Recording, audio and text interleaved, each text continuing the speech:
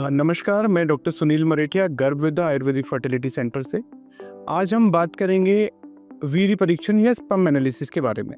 वीर्य परीक्षण एक बहुत ही सामान्य लेकिन बहुत ही इम्पॉर्टेंट जांच होती है, जिसके द्वारा हमें पुरुषों में प्रजनन क्षमता के बारे में पता चलता है।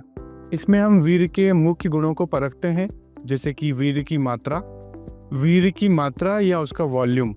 यह सामान्यतः 1.5 से 5 ml के आसपास होता है। अगर ये वॉल्यूम इससे कम है तो ये दर्शाता है कि उसकी प्रजनन क्षमता अफेक्ट हो सकती है। दूसरा है स्पर्म काउंट या वीर्य की संख्या। यह एक स्वस्थ पुरुष में 1 ml वीर्य के अंदर 15 मिलियन के आसपास होनी चाहिए। अगर यह उससे कम है तो यह प्रजनन क्षमता को प्रभावित करती है और संतानोत्पत्ति के चांसेस को कम करती है। तीसरा है गतिशीलता यानी कि मोटेलिटी। तो एक सामान्य वीर्य में शुक्राणुओं की गतिशीलता 40% से अधिक होनी चाहिए, जो कि सीधी दिशा में आगे बढ़कर अंडे तक पहुंचे।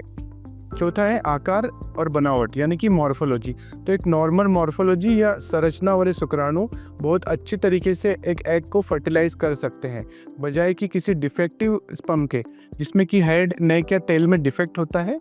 ऐसे शुक्राणुओं से प्रजनन क्षमता प्रभावित होने के चांसेस बहुत होते हैं। पांचवा, कुछ अन्य फैक्टर्स भी होते हैं जो शुक्राणुओं में हमें देखने पड़ते हैं, जैसे कि पीएच। एक स्पर्म एनालिसिस में पीएच का वैल्यू 7 से 8 के बीच में होनी चाहिए।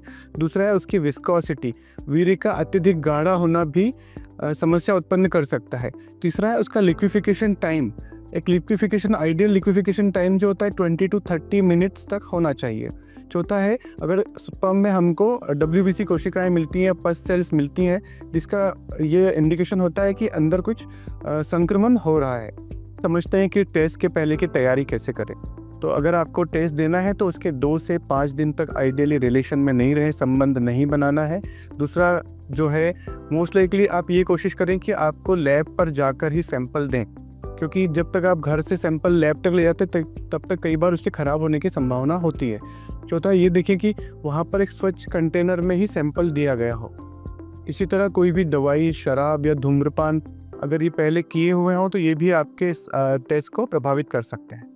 आयुर्वेद में वीर्य को शुक्र धातु कहा गया है। शुक्र धातु 7 धातुओं में से सबसे सूक्ष्म धातु होती है। यह तभी बहुत अच्छे से बनती है। उत्तम शुक्र धातु की उत्पत्ति तभी होती है जब आपकी पाचन अग्नि अच्छे से काम कर रही हो। हमारा उद्देश्य सिर्फ गर्भधारण कराना नहीं है, हम चाहते हैं कि एक स्वस्थ, सुंदर और एक स्वस्थ बच्चे का जन्म हो, और गर्भविद्या के थ्रू हम लोग इस जर्नी में आपके साथ हैं। धन्यवाद।